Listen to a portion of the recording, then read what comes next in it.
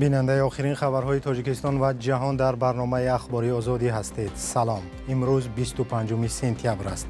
خلاصه گزارش‌های روز. امامعلی رحمان در سازمان ملل متحد راه حل جنگ در فلسطین را پیشنهاد کرد. او از جامعه جهانی خواست برای خاتمه جنگ سعی بیشتر کنند. وضع فاجعه‌بار امروزه در آن منطقه بار دیگر ثابت می‌سازد که قضیه فلسطین راه حل نظامی ندارد. روسیه و مهاجرانی که همسر و فرزندانشان شهروند این کشور هستند رحم نمی‌کند و آنها را از فرودگاه و گذرگاه‌های مرزی به وطن پس می‌گرداند. بحث بیرون شدن امریکا از افغانستان. وزیر کارهای خارجی را برای پاسخ ندادن به سؤال وکیلان سرزنش کردند. با ادامه جنگ و خونریزی در خاورمیانه از جمله نوار غزه، امامعلی رحمان رئیس جمهوری تاجیکستان از جامعه بین المللی خواست برای پایان دادن به این مناقشه چاره‌های مؤثر بیاندیشند. او روز 24 سپتامبر هنگام سخنرانی در نشست مجمع عمومی سازمان ملل متحد در شهر نیویورک گفت: وضع فاجعه‌بار امروزه در آن منطقه بار دیگر ثابت می‌سازد که قضیه فلسطین راه حل نظامی ندارد. عین زمان حمله های اسرائیل به لبنان و عملیات نیروهای آن در نوار غزه ادامه دارد. با گفته وزارت تندرستی حماس که امریکا و اتحاد اروپا آن را سازمان تروریستی می‌دانند، از زمان آغاز جنگ در ماه اکتبر سال گذشته تا کنون بیشتر از 50,000 فلسطینی و اکثرا زنان و کودکان در غزه کشته شدند. امامعلی رحمان همچنین راجع به افغانستان اظهار نظر کرد و گفت که تاجیکستان جانبدار صلح و ثبات پایدار و رشد اقتصادی همسایه کشور است. این دفعه او به تأسیس حکومت همشمول و جلب قوم‌های دیگر اشاره نکرد. و در نیم سال اخیر مقامات روسیه شیوه نوی آزار و اذیت مهاجران را پیش گرفتند که سالهای پیش کم مشاهده میشد. حالا مهاجران را از فرودگاه‌ها و دیگر گذرگاه‌های مرزی بر روسیه راه نمیدهند و به وطن پس می‌گردانند. حتی در این میان مهاجرانی که حق اقامت در روسیه را دارند و فرزندان یا همسرانشان شهروند این کشور هستند با چنین شیوه اخراج شدند. همکارم زرنگیز نوروزشاه با چند نمونه در این باره گزارش تهیه کرده است. با دلیل امنیتی نامناسب مصاحبان پنهان داشته می شود. داشتن شهروندی روسیه، کودکان خردسال و یا همسری روس دیگر نمیتواند برای به مشکل به روسیه راه یافتن یک مهاجر تاجیک کمک کند. مسافران خط‌سیرهای تاجیکستان روسیه میگویند در فرودگاه قریب همه مهاجران تاجیک را نوابسته به وضع و شرایط و شناسنامه، من و ساعتها تفتیش میکنند. وقتی کسی آمد کرد به روسیه راه مییابد، دیگران برگردانیده میشوند. بعد از 5-6 ساعت آمدن بردن وای گرفتن отпечатки палец мазок چیزا گرفتن. بعد 2 ساعت بعد آمدن گفتن خانه میری. با من گفتم با چی خاطر میرم؟ گپ نزدن، یگان کس سخن نکرد. با چی خاطر؟ من گفتم عائله دارم، فرزندام است، با چی خاطر خیلی میکنم. ادوکات هم چی کردم وایم هم نفهمیدم با چی خاطر کردگی. سعید را بعدی بازگشتش از تاجیکستان در مسکو مثل هزارها نفر ساعتها تفتیش کرده راندند. با وجود آنکه مهاجر تاجیک با شهروند روسیه ازدواج کرده و 4 فرزند و بنابراین حق اقامت در روسیه را داشت، مرزبانان روس او را به یگان شرح و دلیل یک عمری از این کشور خارج کردند. ما گفتم یگان جنایت کرده باشه، من تیار برای جواب دادن برای یگان چی نگفتم ما یگان کار کردن.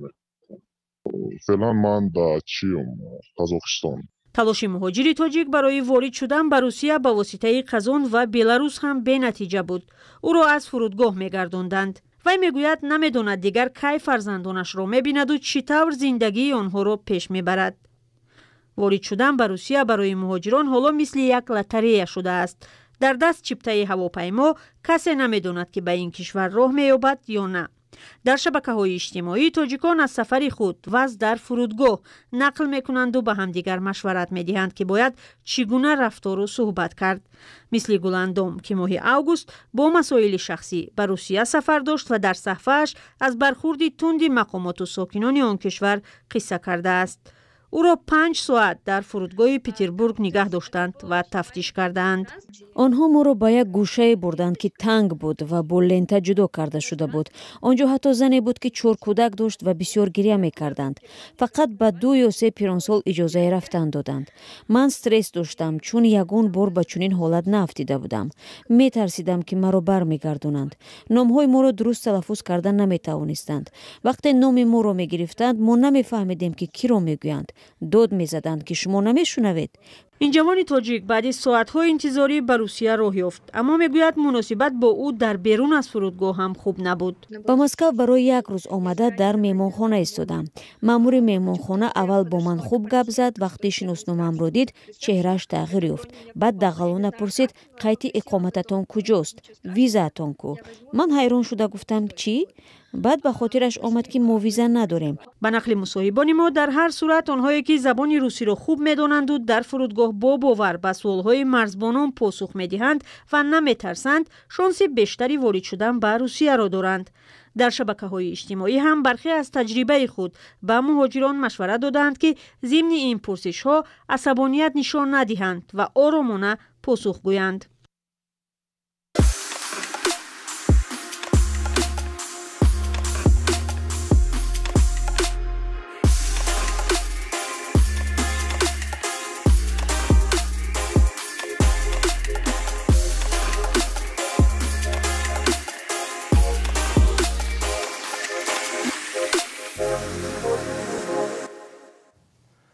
مجلس نمایندگان امریکا انتونی بلینکن وزیر کارهای خارجی را به بی‌اعتنایی به قانون و درخواست وکیلان متهم کرد و قابل سرزنش دانست.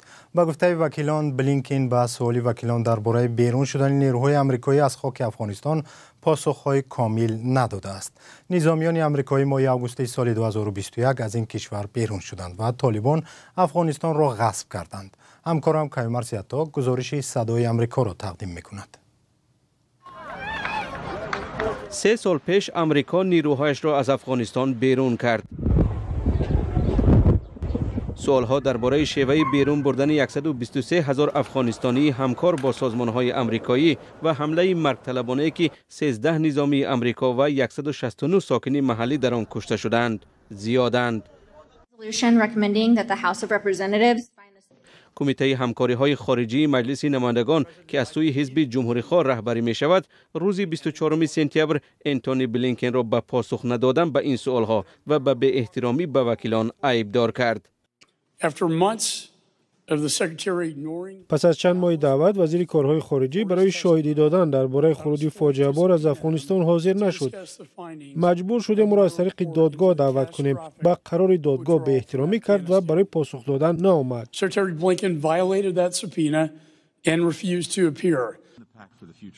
بلینکن پیشتر برای پاسخ دادن به سؤال وکیلان درباره خروج از افغانستان حاضر شده بود، ولی این دفعه با دلیل سفرهایش به خاورمیانه نتوانست به مجلس نمایندگان بیاید.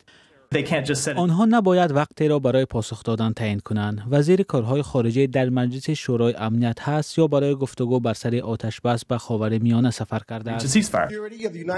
جان بولتون سفیر سابق ایالات متحده در سازمان ملل در صحبت با صدای آمریکا گفته است که بیرون شدن فاجعه بار از افغانستان نتیجه تصمیم‌های پی در پی نادرست بود. مأموریت ترامپ را برای سازش با طالبان باید تنقید کرد. این خطای یکم بود، ولی همراه نکردن حکومت افغانستان با گفتگو خطای فاجعه بار بود. بایدن هم خطا کرد که سازش ترامپ با طالبان را قبول کرد. او امکان داشت که رد کند. با بیرون شدن نظامیان امریکا، گروه طالبان پره افغانستان را اشغال کرد.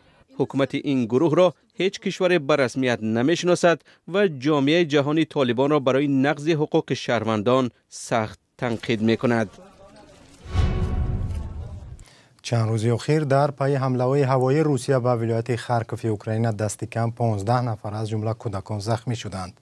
یکی از شاهدان این حمله‌ها قهرمانی نوبتی برنامه روزگار مهاجر است که 2.5 سال می شود حیات آسایش‌تر را در اوکراین ندیده است و تلاش دارد در این دشواری‌ها به مردم آسیب دیده کمک رساند.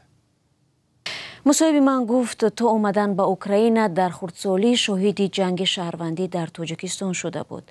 عذاب و گرسنگی و غریبی آن زمان از خاطرش زدوده نگردیده داغ جنگ در اوکراین زخمهایش را بیشتر کرد. زیرا عزیزترین شخص مادرش را از او گرفت، زندگیش را به هم زد و تجارتش را از بین برد. بازار ما 120 هکتار بود. 120 هکتار مقصد همه باشتی ممکن 30% مون دیگه همش یکسان کردن. بینندگان عزیز، برنامه روزگار مهاجر با شرکت محمد رحیم خالف تاجیک مقیم خارکوف اوکراین روز شنبه 28 سپتامبر در همین کانال آزادی ویدیو در یوتیوب، وبسایت رادیو آزادی و اینستاگرام و فیسبوک نشر می شود. و گزارش داریم از جنوبی تاجیکستان درباره دسته فوتبالی که چند سال پیش پیدا شد و تا به لیگ عالی راه یافت ولی حالا در راستای از بین رفتن است. گپ درباره دسته فوتبال فایزکند در ناحیه واسه می رود که امسال به لیگ عالی فوتبال تاجیکستان راه نیافت و احتمال سال آخری حضورش در صحنه فوتبال را پشت سر می کند. محمود جان رحمتزاده در این باره گزارش دارد. دسته فوتبال فایزکند از ناحیه واسه پس از یک قطار ناکامی‌ها در لیگ عالی فوتبال تاجیکستان حالا به لیگ یکم افتاد. این تیم سال گذشته در لیگ عالی تاجیکستان بازی میکرد و حتی در رقابت با دسته‌های پرقوت توانست جای پنجم را گیرد. با وجود این در آغاز موسم فوتبال سال 2024 نارسایی مبلغ و سرپرست این دسته محلی را پراکنده کرد. ولی با دستگیری مالی حکومت محلی دسته توانست در لیگ یکم تاجیکستان باقی ماند. رئیس ناحیه واسه جمشید شریفزاده اظهار داشت که توان امکان کمک مالیوی خود را به این کلوب ادامه می‌دهند. در حقیقت فصل در لیگ یکم بازی می‌کرد. خب با لیگ یکم داشت و در لیگ یکم دو کمال داشت. هم کمال بود، هم کمال فصل بود. مبلغ که در لیگ یکم می‌شد. اونم تیم‌ملی که تحصیل کرده از طرف مقامات جمهوری دولتی ناحیه واسه تحصیل کرده. در شبکه‌های اجتماعی ناکامی‌های پیوسته دسته فایزکند مورد بحث قرار گرفته است. از 16 بازی دسته تنها 3 پیروزی و 2 مساوی به دست آورده 11 باخت ثبت کرده است. در نتیجه فایزکند در بین 13 دسته لیگ یکم در جای 12 قرار دارد. سابق سرمربی این کلوب جمال‌الدین مجیدوف گفته است که با چنین نتیجه‌ها فایزکند می‌تواند تماما از بین رود. اما رهبریت دسته تاکید میکند که باخت‌ها سبب‌های مشخص خود را دارند. در اون معامله که پرابلم نیست. روز اون بچه‌ی روش مالی گرفتیم. کاملا درست بچه‌ی روش مالی داره. کیو نایسیسان رو شبکه هم وقت به اساس ایو. روز ما و باخویش رئیس نویا بدی مو بچه‌ی مالی گرفتیم بچه‌ی جوان گرفتیم. خیلی تو کاملا ایو کار داره چی هسته. نه روزی ولی چیز نه تیشه که اون وقت دسته فایزکند سال 2018 در جماعت رودکی ناحیه واسه تأسیس یافته در مدت کوتاه به لیگ عالی راه یافت. اما پس از 6 سال دسته اکنون در لیگ یکم و در زینه‌های آخر قرار دارد. رئیس ناحیه واسه میگوید که نبودی مبلغ و سرپرست سبب اصلی پایان رفتن دسته به لیگ یکم شد. در حال حاضر در ناحیه واسه 2 دسته هولبوک و فایزکند در لیگ یکم بازی میکنند.